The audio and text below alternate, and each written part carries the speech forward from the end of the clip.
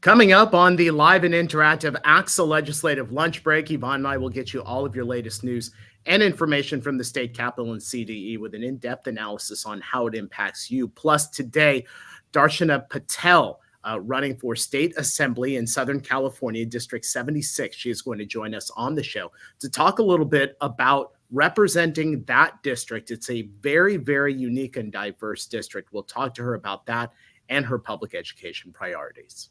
The ACSA legislative lunch break starts now.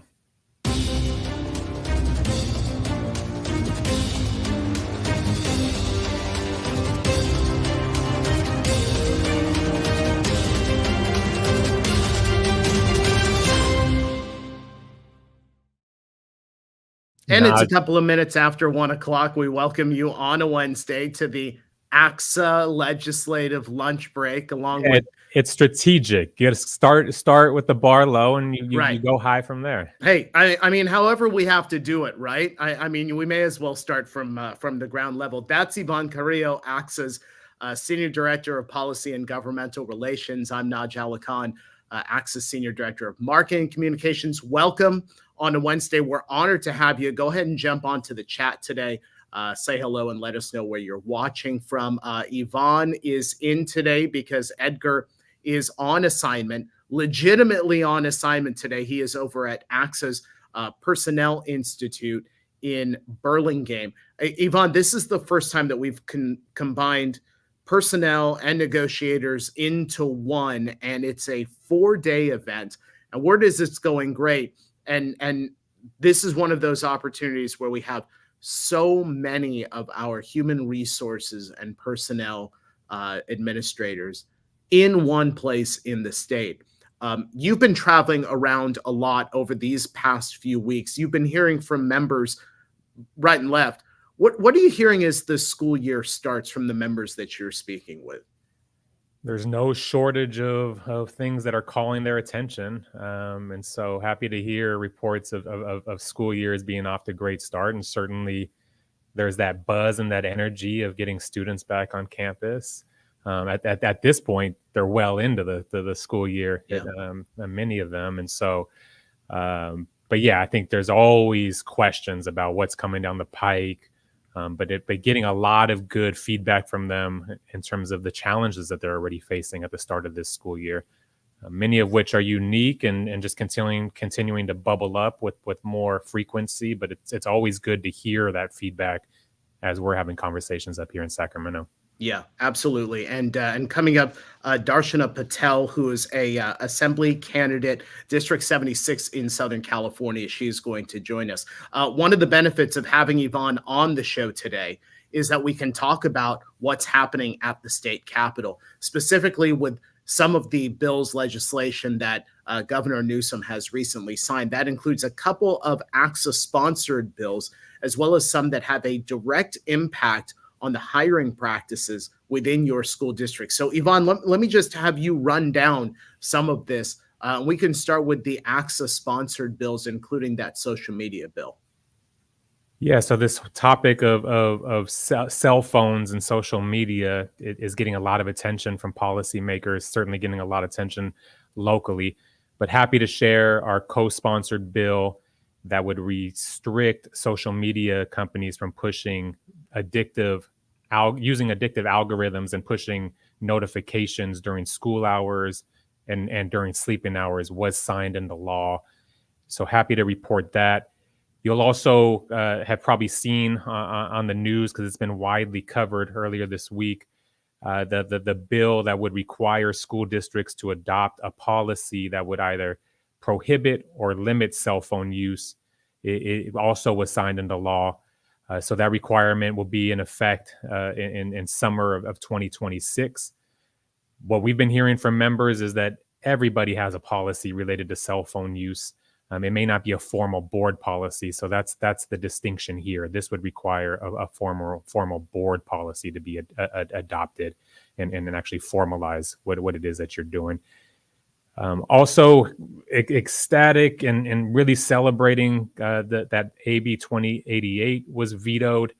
This was a top priority of us You've heard a lot of conversation and updates on this topic related to classified employee hiring, really upending the hiring process, and restricting and limiting schools' ability to bring in the most qualified individuals to fill these positions, by doing a number of things, one of which is prioritizing length of service versus qualifications. So that bill just got vetoed, and we're happy to report that. And then lastly, a bill also got signed that ironically would require the state to put together a report on the number of reports that are required of school districts to submit to the state. Seeing this as some progress and steps in the right direction, to now formalize and have the legislature review just the amount of time, the amount of cost that's put into reports that are submitted to the state. Oftentimes, they're duplicative reports. Let me make note of a couple of things over in our chat. Our great superintendent, Julie Vitale, over in Oceanside Unified School District. We talked just a moment ago about the smartphone. She puts in the chat. We have a policy in Oceanside that restricts cell phone use, and it's working so well. There are a couple of questions that are also in the chat, Yvonne. And maybe you can give us an update. Terrence Dunn asks about AB 2176. And if I'm not mistaken, that's the chronic absenteeism bill. Is that correct? Is there anything you can tell us about that? I would have to look it up. I'm not recalling specifically that bill number at the moment, but we can certainly circle back and provide an update on that bill. Okay. And then Neri asked the question about California budget. Is it still a bleak picture for California budget? COLA changing it all? I have to assume that there are so many balls up in the air related to the budget, Yvonne. But what can you tell us? Yeah, I think one thing that we're happy to report is thus far into this fiscal year. So we're now a couple months in where we have tax receipts, is that things are in line with assumptions that were made and included within the budget. And so hopefully that continues to trend that way. Hopefully it even continues to trend upward and the state has more revenue than it anticipated. But it's a good place to be in where at least it's not trending below the assumptions. At that point, then there would be a requirement for cuts to be made. So we're going to continue to monitor that closely. One of these next kind of milestones, so to speak, is the Legislative Analyst Office puts out its fiscal report in November that talks about the state's financial situation, but also puts forth recommendations to the legislature on budgetary decisions. So we are eager to dig into that report and to share it with our members, but that really will kickstart the budget advocacy process. Yeah, definitely a lot ahead for us. Okay, folks, if you have any questions, additional questions about any of the other bills that were signed, or if you need an update, go ahead and put those into the chat. We'll try and tackle some of those near the end of the show. Let's go ahead and bring in our guest today. Darshana Patel is running for State Assembly in District 76. That is down in Southern California. It's a very, very unique and diverse district. She is a research scientist and a member of the Poway Unified School District Board. Darshana Patel joins us. I have to ask you first, because I went to school in the San Diego area. Assembly District 76, it covers everywhere from the beaches east to Escondido and El Cajon, all the way down to the U.S.-Mexico border. Why are you running for state office in a district that has so many different communities and different types of schools and it's diverse? It's a lot. So why run in this district? Well, first of all, thank you for having me on the show today. And I just want to express my deepest gratitude to ACSA and all of the partners I've worked with over the years in Region 17 for CSBA, Region 18 for ACSA. We've been great partners down here in San Diego. But as a board member, when there is something to correct, I feel like I need to correct it. Sorry. Actually, the 76th Assembly District, while it is beautiful and diverse, as you said, it has changed a lot after redistricting since 2021. So currently, as it stands, and it was in the election process in 2022, it does include Escondido, San Diego, San Marcos, so the three city areas. For San Diego, it's only really the northern part of the city, Rancho Bernardo, Rancho Penasquitos, Torrey Highlands, Carmel Valley. But it also includes a lot of unincorporated San Diego County regions like Black Mountain Ranch, Forest Ranch, a lovely community called Whispering Palms. I think it's a real estate marketing ploy, but it is lovely. Um, but it has no coastal area now, and it doesn't go to El Cajon. So it's a compact district. It's lovely. I'm telling you, you've got to come visit. We have the Wild Animal Park. We have CSU San Marcos. We have Palomar College, and some of the most wonderful, of course, I'm biased, school districts in the state. Dr. Patel, I know for many months now you've been out there knocking on doors, talking to folks throughout the district and listening to them, right, in terms of Oh, issues that yeah. are important to them. I'm just curious, what are you hearing from folks throughout your district in terms of what are matters that are important to them, and how is that informing your thinking as you prepare for November and beyond? Yeah, that's a great question because that's the whole reason why I'm running. What I'm hearing across the region through knocking on doors and making phone calls is that people in our community are struggling, and my goal is to make sure that every person has the opportunity and resources to thrive. As I can use my experience as a research scientist, as an elected school board member, frankly, as a history of being a community leader and a mom of three amazing teenage daughters, I can use all of that experience to make a difference in our neighbors' lives. The state assembly can tackle some of the most pressing issues that our community members are worried about, like affordability, homelessness, protecting our environment, making sure we have energy security, and of course, protecting reproductive freedom. So these are the kinds of issues we're hearing at when we're knocking on doors. People want to feel safe in their community. They want to feel like government is working for them, and they want to be able to afford to live in the communities that they're serving. These seem like pretty basic things to me, and I want to make sure we build effective policy from the state level that actually works for our constituents on the ground level. Darshana Patel is our guest here on the ACSA Legislative Lunch Break. I want to ask you about um, being a school board member during the pandemic, because you ran for a seat at Poway Unified in 2016. You won re-election in 2020. Yeah. The school boards during the pandemic had to deal with so many different challenges, and the public really took on a role of being very much more involved in the processes in school districts. So I'm interested to know from your seat on the school board, what was it like having to lead a district during the pandemic? Well, as you mentioned, I ran first in 2016 and earned my seat on the board. And at the time, we had a fair bit of challenges we were working through. There was some fiscal mismanagement issues we had to clean up. We had a growing number of students in our school community facing anxiety and depression. So these things were already starting. We had massive facilities needs looming ahead of us. And then COVID hit, right? And all of us, we stepped up. It brought unprecedented challenges for both school communities and families. I'm raising three daughters of my own. I had a peek into what their world looks like, caught my own daughter not finishing her math homework. That was very sad, especially for me. We found out for about 3 weeks she just was on a different screen while being on Zoom and playing video games. So, unprecedented challenges for families for sure, and for staff as well. But what we saw in our communities, at the time, I was president of the San Diego County School Boards Association as well, working closely with all of our boards of education across the county. And we found that districts were doing everything possible to step up and respond to the challenges. Really commendable efforts, right? It wasn't just our administrators, but it was our staff, our classified staff, our custodial staff, food and nutrition, bus drivers doing everything they possibly could to keep our communities learning.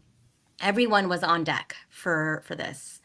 But what that meant is there was tremendous strain on our system, right? We saw unprecedented burnout as well. Folks decided to retire as we emerged out of the peak of the pandemic. We saw dramatic retirements within teaching and administrators as well. So really the pandemic exacerbated increasing challenges with everything that we already had existing.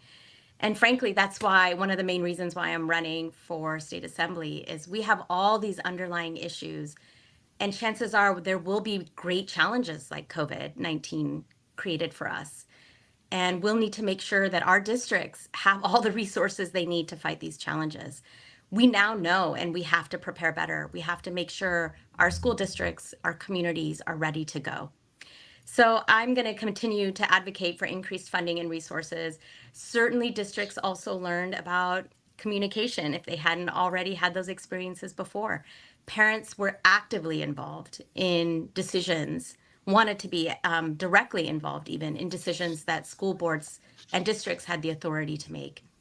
And that created some tensions between parents, communities, and public health offices. So we're still recovering from all of that. I think you understand that as well as we do on the school board side. There's a lot of work that needs to be done to build trust and relationship with community members. And I'm looking forward to being part of the solution there. Dr. Patel, I'll just point out for our viewers that you were the first legislative candidate that we endorsed very early in this process. And that's telling though, right? It's and you're giving some insight into it. Is you're no stranger to the school leaders and to our members throughout San Diego County, right? You've been advocating for change long before you were on the school board. You've been actively working throughout the community to support public education in particular. But just this, you touched on this a little bit, but I'm just curious to know a little bit more about what are you eager to work on in terms of the public education space. What will the priorities be to support public education students, educators, and school leaders? Well, as you know, I've said in the past, maybe you've seen it in some of my writings, but public education is the cornerstone, really, the foundation of a prosperous and equitable society. It is the gateway towards the American dream. And I certainly want to work to empower California students, educators, parents, school communities, all of it, community care providers, to make sure that we can unlock those doors and make sure there are no barriers. So what I'm seeing kind of as priority areas for me specifically in public education is really taking a critical look at how we help our students with disabilities. What I'm seeing is that our costs are not, we're not able to manage those costs, right? They're increasing.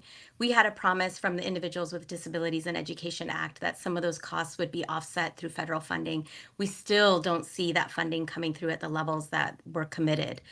And so I would love to explore ways to help support our school districts a little bit better, maybe through county resources and just increasing partnerships between local governments, state agencies, and community providers. Really not just for students with disabilities, but access to comprehensive behavioral health care. A lot of our state funding goes towards our counties, but yet it's our school districts that know where these struggling kiddos are. And we can work better together to make sure that those resources get to the right kids. I would love to see our county governments rely on us a little bit more, work with us a little bit more. So I hope to be able to improve that part of public education. But in general, what I learned as a California School Boards Association delegate is it really is about funding, right?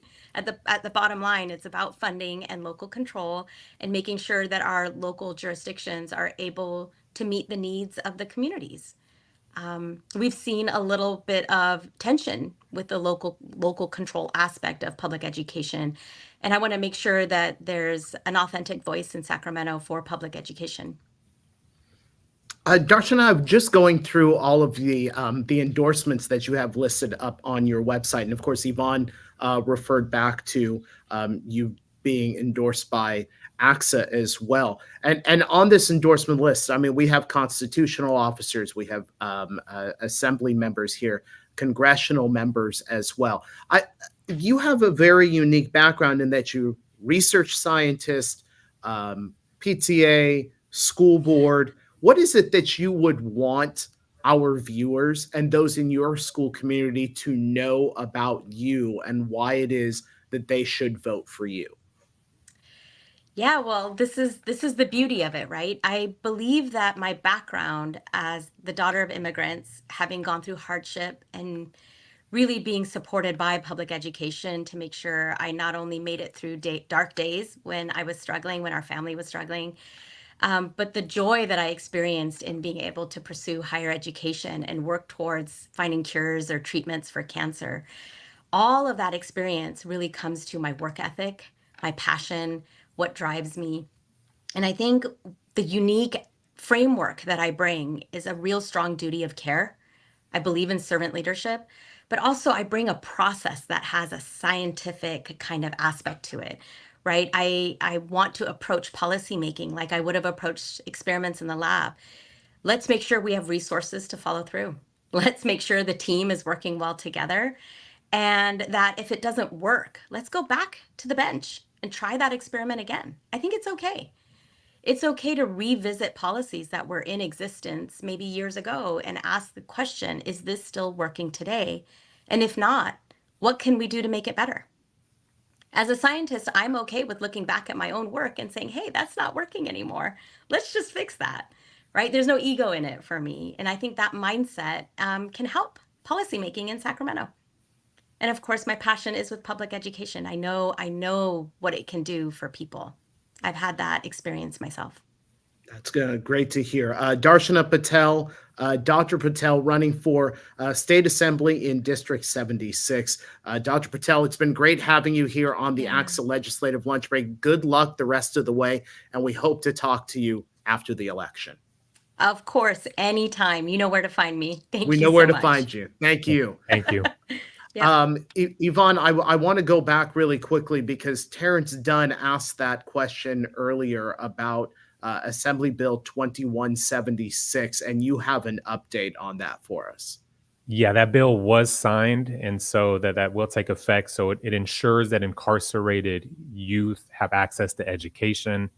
It prohibits schooling being taken away for punitive reasons for students who are incarcerated. That bill was signed into law, and ACSA was supportive of that bill. All right. So, Terrence, hopefully you got that update.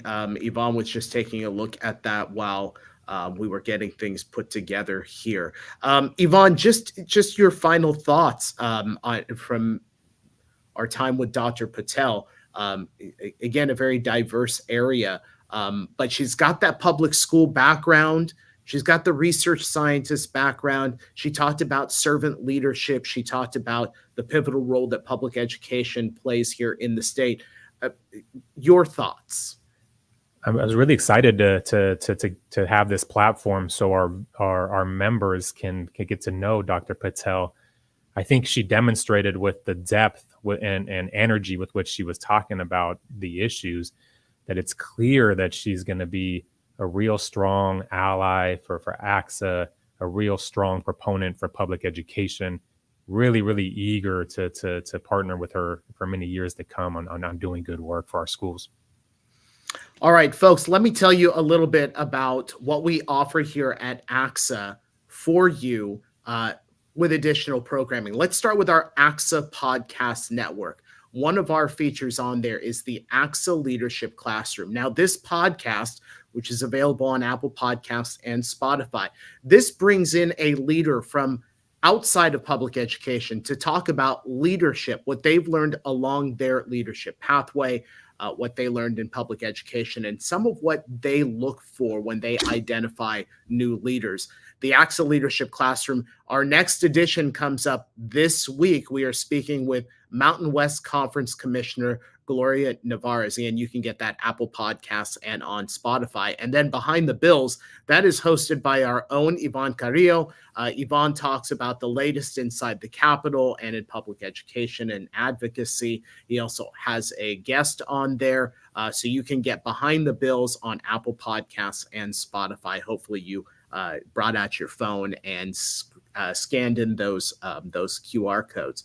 Also want to tell you that if you like what you've seen here on the ACSA Legislative Lunch Break, we invite you to subscribe to us on YouTube or like us on Facebook. When you do, you will get instant alerts when we're about to come on with breaking news, and then a reminder about our regularly scheduled Wednesday show.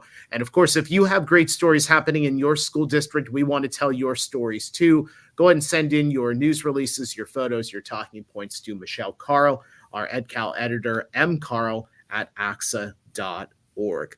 Okay, that was a great interview with Dr. Patel. Yvonne, thank you for those updates from the state capitol. We'll be talking more about those coming up on next week's edition of the ACSA Legislative Lunch Break. Until then, have a great rest of the day, rest of the week.